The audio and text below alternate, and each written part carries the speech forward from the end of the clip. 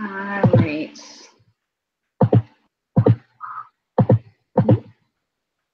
Hi, my name is Jordan, and this is the gift giving behavior of behavioral analysis group. I am the mediator of the group, and then we also have our other team members. Hi, I'm April Williams. I'm Stacy. Kendra Hadley. I'm Catherine Hutt. And those are our members. To get started, we'll first begin with Stacy and the ethical code. Okay, well, just to catch everyone up to speed, I'm going to first simply just read the code as it is in the BACB Professional and Ethical Compliance Code, and then I'll kind of unpack it a little bit. There's a couple codes that actually could be related to gift giving and the effects of what gift giving can lead to. The first and most obvious one is 1.06, which plainly states that behavior analysts do not accept gifts or give gifts to clients because this constitutes as a multiple relationship. But there's a couple others that don't just come out and say don't give gifts, but they're related, and the BACB kind of looks at this as the motivation behind why not to give gifts. So I'll read the other parts of 106. It says, due to the potentially harmful effects of multiple relationships, behavioral analysts avoid multiple relationships. Behavioral analysts must always be sensitive to the potentially harmful effects of multiple relationships. And if a behavioral analyst finds that due to unforeseen factors, a multiple relationship has arisen, they seek to resolve it. And then part C of 106 says behavior analysts recognize and inform clients and supervisees about the potential harmful effects of multiple relationships. And then right behind that, in the context of all those things, that three things that I just said, is where it says they do not accept gifts or give gifts. The next part of the compliance code is 1.07. And it kind of piggybacks on, again, why we don't give gifts, why we don't have multiple relationships. So 1.07 talks about exploitative relationships. And that's kind of the reason that those standards are there, to not have multiple relationships, so that it doesn't build and become a relationship where someone else is being taken advantage of. So I'll read that code as well. It says behavior analysts do not exploit people over them, of whom they are supervisors over, whom they evaluate, and they have any kind of authority over, such as students, supervisees, employees, research participants, and clients. And I think that's mostly what we're looking at today, is the end clients. So we don't want to get in a gift-giving, receiving relationship that then becomes an expectation and can be considered manipulating our right as a professional because of the gifts that are being given. Let's see. I think that summarizes the code in and of itself and exactly what it says. It just basically straight out comes out and says we do not accept gifts and we do not give gifts. Period. Perfect. All right, so I have a question. Do you believe that there would be any wiggle room when it comes to the ethical code for it to be like misinterpreted? I think that the code is pretty straightforward in that it flat out says do not accept gifts, do not receive gifts. That's the same thing. Do not accept gifts and don't give gifts. So it's straightforward, but I feel like it can be misinterpreted very easily. What is considered as a gift, and what circumstances, if any, are there exceptions, things like that. And so the board kind of realized this as well, and they focused their May 2015 newsletter on trying to unpack some of those uncertain areas. So I don't think that it could be, I don't think there's any wiggle room, but it can be misinterpreted, if that makes any sense. Anyway, I'll read a little bit about what they said and how they addressed it. And I'll just read straight from the newsletter so that we can unpack it together and be on the same page. It says, although the prohibition on gifts is quite straightforward, the context in which gifts will be evaluated by the BACB requires further elaboration. It is important to note that gifts may include a variety of items, included but not limited to store gift cards, food, clothing, tickets to events, housing, vehicles, and just about any other tangible or financial item exchanged between the behavior analyst and the client outside the scope of the services that you're there to provide. It also cited the code 1.06 that says that, again, that we do not give or receive gifts.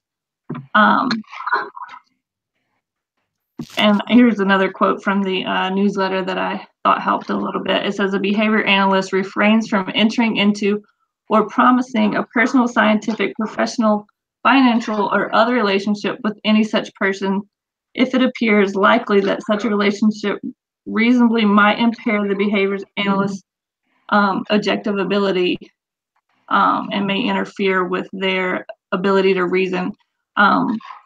So once we get into that gift-giving habit or receiving, we may be more fond of one family than another because they give our favorite gifts or this or that, and so it can impair our judgment is basically what that part's saying, for one reason or another. Let me look at this newsletter again real quick. There was a couple other things that I thought helped clear things up a little bit. Here's the BACB's real reason behind why behavior analysts specifically should refrain from giving gifts. It said that it's common to hear in other professions that they don't have as strict of a standard on gift giving as behavior analysts, but it said this is why it's particularly important for us because of the nature of our role with families oftentimes. It says behavior analysts often work with clients and their caregivers in such an extended and intensive manner that multiple relationships are prone to arise and must be diligently guarded against. For example, gifts pose a special problem for behavior analysts who provide services in a client's home because of the familiarity of the setting and the ease with which critical boundaries can be compromised. So because a lot of times behavior analysts are in the homes, working directly with families for many, many hours of the week, those professional boundaries can become blurred because we become so familiar with each other. So keeping the expectation of not giving and receiving gifts kind of helps keep that professional relationship going. The newsletter kind of wrapped up by saying what exactly will happen if you are called in on a gift-giving code violation. And what it ended up saying was that a lot of times it's not the gift-giving that first comes up as a violation. The BACB board usually gets the complaint further down the road after gift-giving has evolved into a multiple relationship or some other complaint. Maybe a family is unhappy with services and they'll say something like, after all that I've done for them, or things like that. And at that point, the BACB really starts to unpack and see where did this start, and can often go back to gifts being exchanged and whatnot. So it's usually not the main cause of the complaint, but you can go back and see where this violation was happened earlier on in the relationship. So I'll read one more direct thing from the newsletter because I think it's very important that we're all on the same page about what the BACB says. So here we go.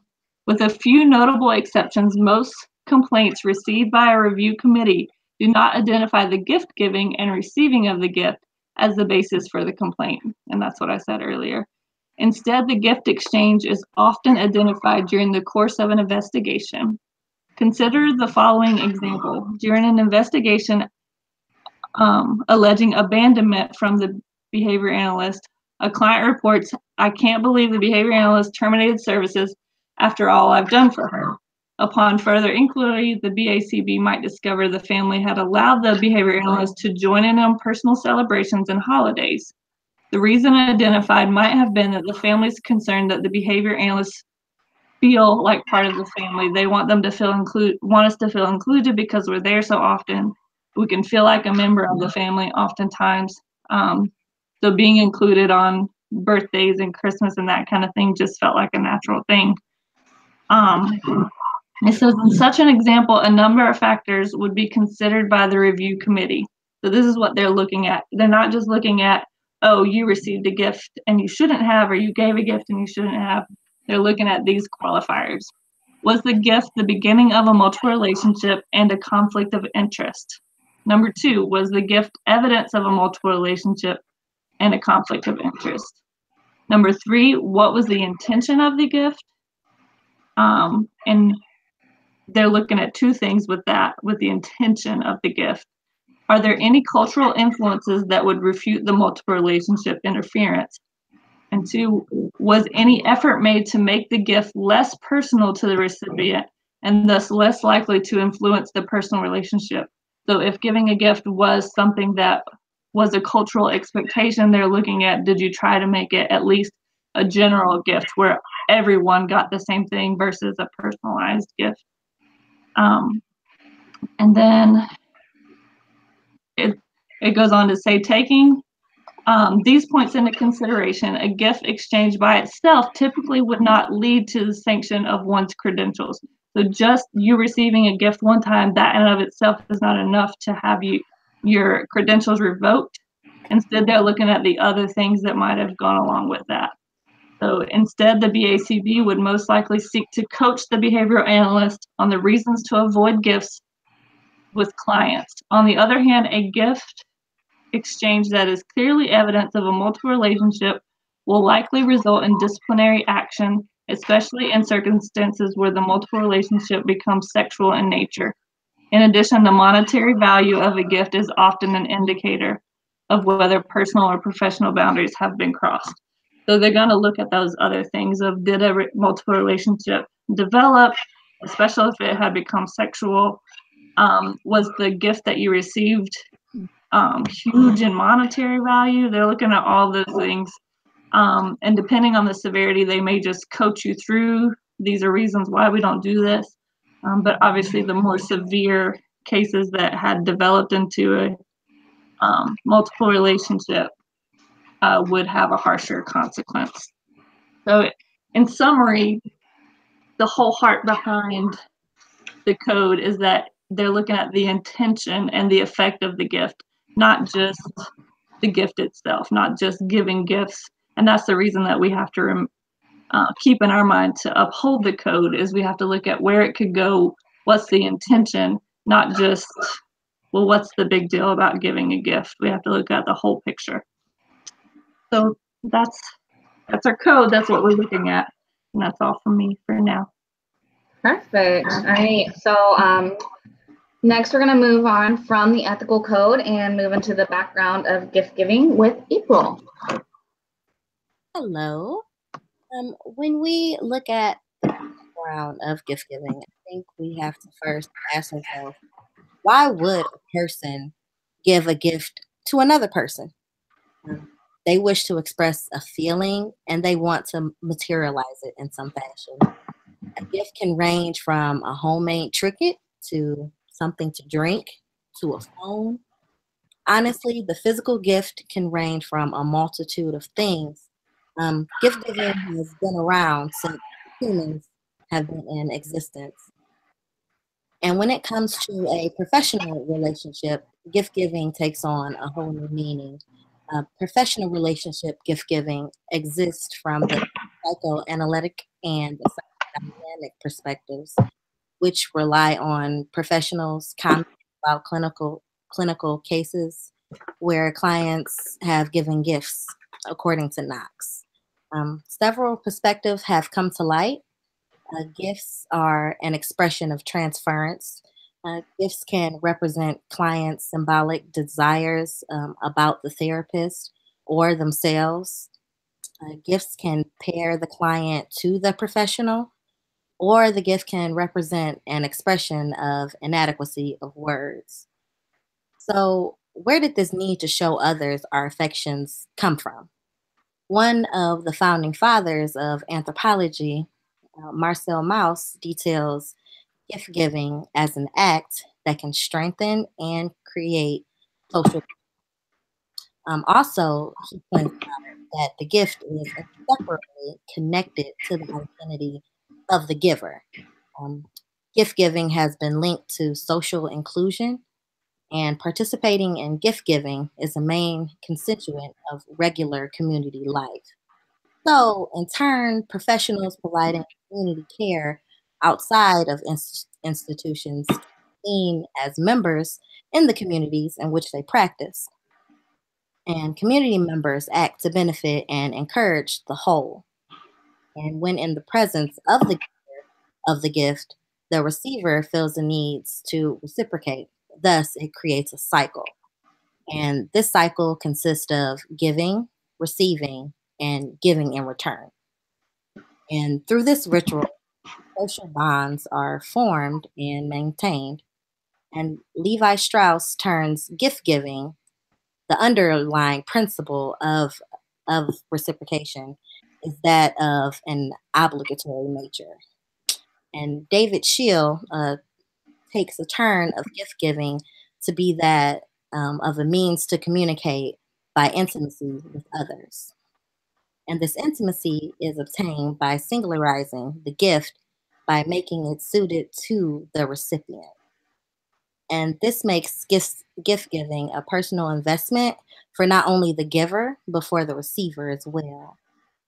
And gift giving can be seen in the light of obligation or as a means to create or strengthen intimacy of a social bond. And these terms do not meet the professional boundaries outlined in the BCBA Code of Ethics, as well as other services professions. And I would also like to show a clip of more recent culture that actually expresses the breakdown a little bit of reciprocating gifts. And I will share that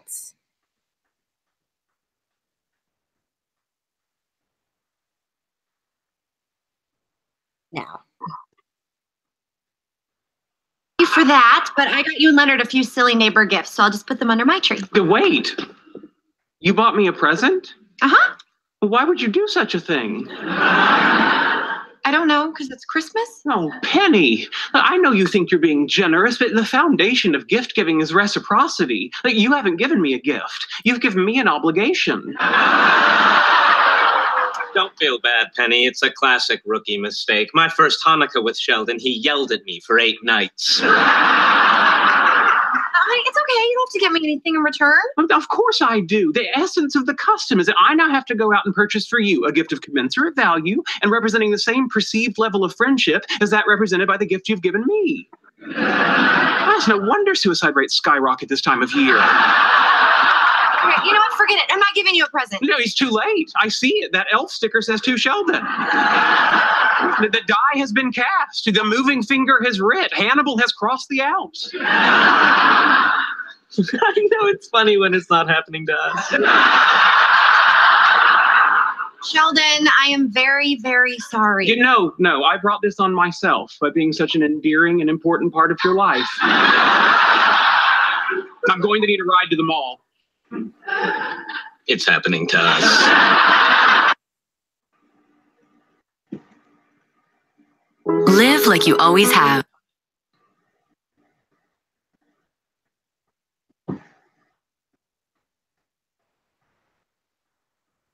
Thank you.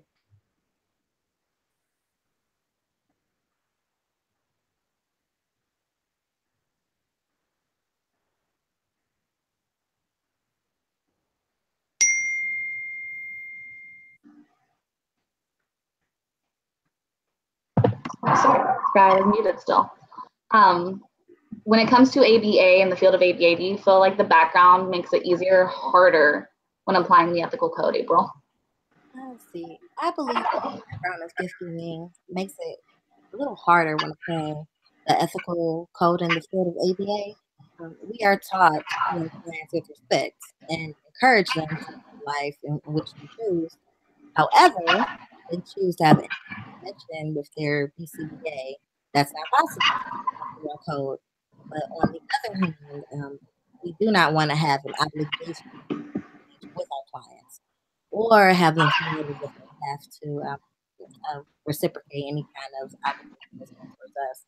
So while at the same time, we do have to remember that gift giving is a natural human instinct. Sounds good. Anything else? No, thank you. All right, so our next section is going to actually go on to culture and society, so it's pretty relatable, and this will be by Kendra.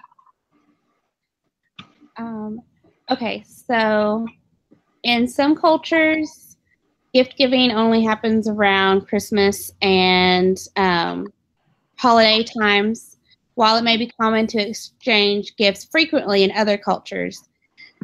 In some cultures, it's taboo to even say no to the gift or even say no to giving a gift. For example, in Zimbabwe, it's not uncommon to be directly asked for a gift when one has been bought without even requesting it.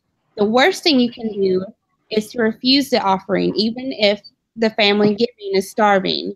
Like even if the family giving the gift, even if they are poor and they're starving, like it is very offensive to even refuse to give a gift. So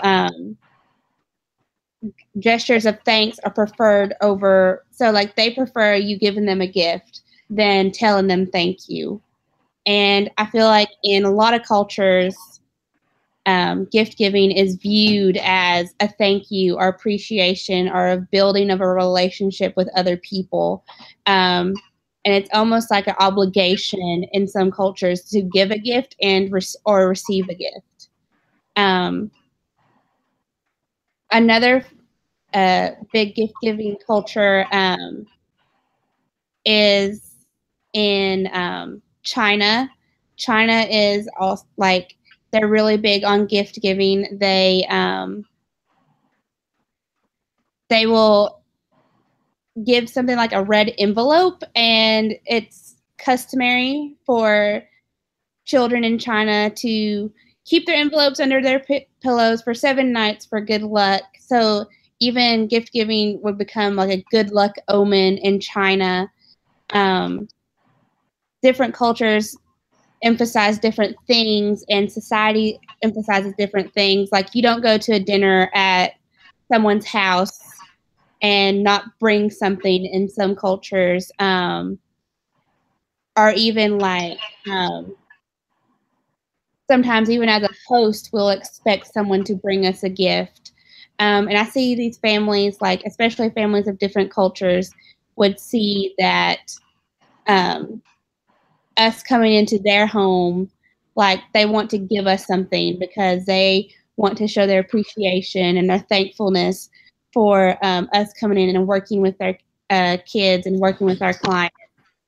So in some situations, saying no to a gift is pretty taboo and pretty offensive to the other person. So basically gifts kind of like establish like a relationship in most cultures. Like we try to build on the relationship and build on the gift and give each other just like some token of appreciation, or just like let the other person know that we're thinking of them. And I think that's a big emphasis on our culture as well as other cultures, that we really build on relationships. So, yeah. All right. Why do you believe that culture and society have such like a big focus and impact on gift giving? I think it's a big focus because I think it kind of, from things that I have read, is that economic and legal systems like that happened before focused mostly on the exchanging of goods. So like we used to barter a lot and like give things instead of using money because it was before that time.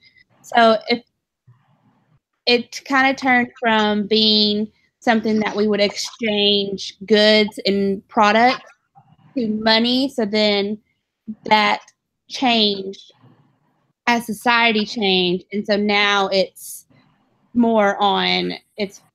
leading toward the focus of building relationships and building friendships and being thankful for things that the other person's done to you.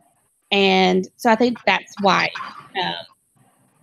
culture and society put a big emphasis on it, just because we used to do it, like we used to barter with it before. So now it's just become like in a more of an optional thing. But now like other cultures based on that really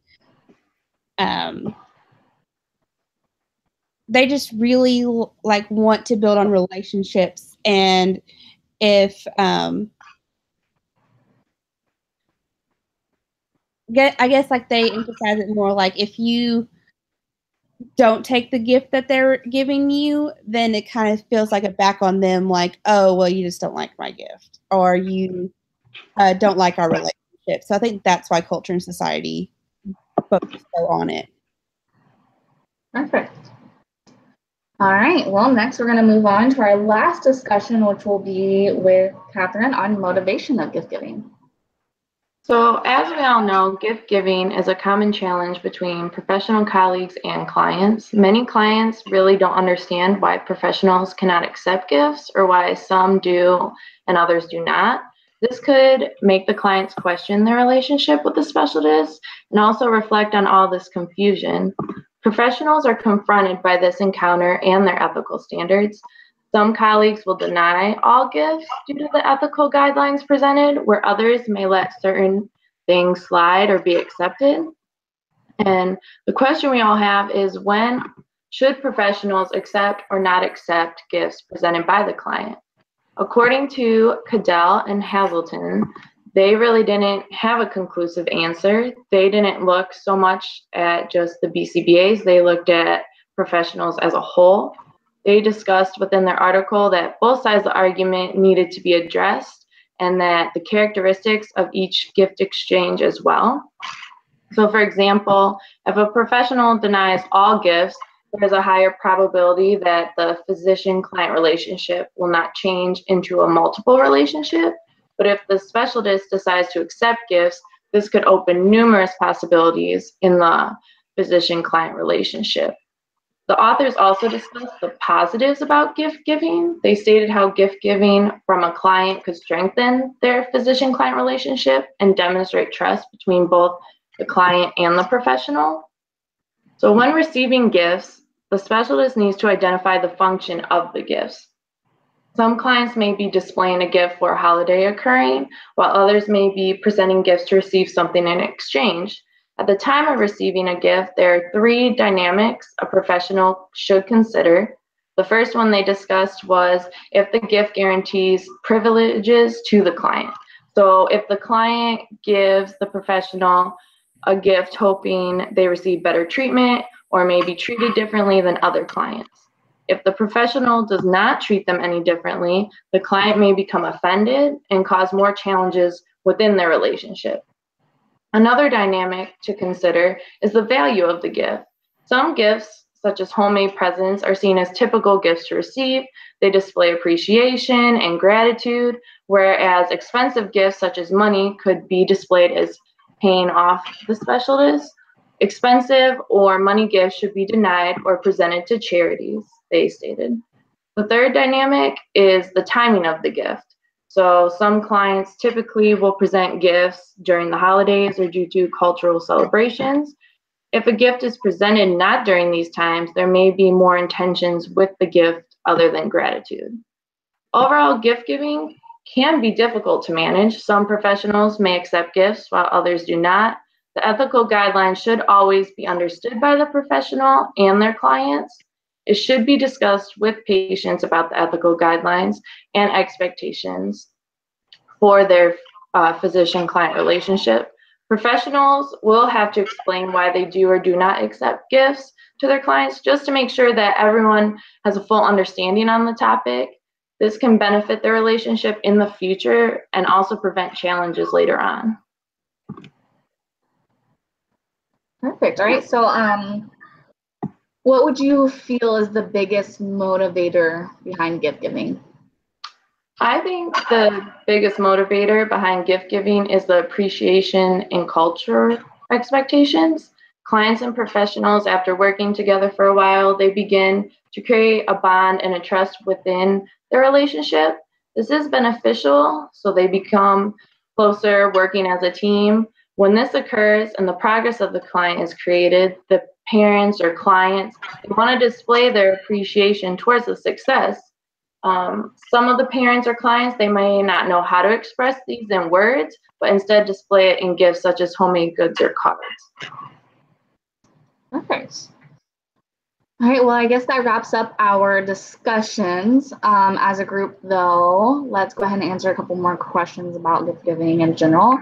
What are some preventative strategies that we can use to help clients, which also includes their parents and their families, to not provide us or not offer to provide us with gifts?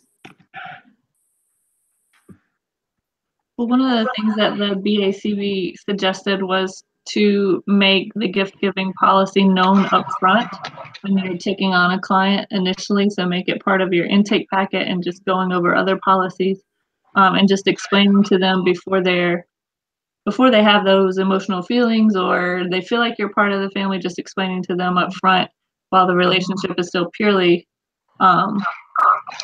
professional, that gift giving is and receiving is not something that you can do, but it doesn't mean that you're cold and don't care. It's just one of your standards, but that a thank you will be sufficient for any services that they want to thank you for. Yeah. Anyone else? What my supervisor did as a preemptive measure, like when she saw like a holiday coming up, like Christmas, for Christmas, she actually sent out a letter, like basically like laying out our guidelines and why we don't accept gifts, and basically like added this little line in there saying like, the biggest thank you that you can give us is that working with your kid and letting us work with your kid, that's our biggest thank you for us. And she just kind of like already like laid it out that like we can't accept gifts, and that really helped with people coming in and like with our parents coming in and trying to give us gifts, because we work in a clinical setting. So the parents come to us. So we didn't have this year. We didn't really have any parents come in giving us gifts because we sent out that letter to let them know like why we don't do it. That's awesome. And I would just add, I know that the question was more so geared towards preventative strategies for the clients, but a preventative strategy for ourselves could be thinking that, yes, even like a glass of water or something like that is a gift. So if we're going to be out either a client's home or they're coming to us within the clinic, have those things on hand. I mean, we're human. Sometimes we get a little bit thirsty. If you know that you have a cough or something like that, have cough drops and things like that. So you won't even be tempted to fall into the loop to just start it. So that's just something even for us to keep in our minds as well. Right, because I feel like definitely there are things like you said, like a cough drop that is small, but like once you take that first acceptance of a small gift, like it can gradually go bigger and bigger, and we not even realize at the time what even started in the first place to make them feel or ourselves feel comfortable with accepting or receiving a gift. So one other question we have is, what might be some adversive consequences that can occur if we accept a small gift, such as a glass of water or a gift card? And what happens if a parent gives us that gift and 6 months down the road, they decide that they are unhappy, kind of like we had mentioned earlier, and they want to seek out retribution for that. And how do we go about fixing that, handling that, etc.?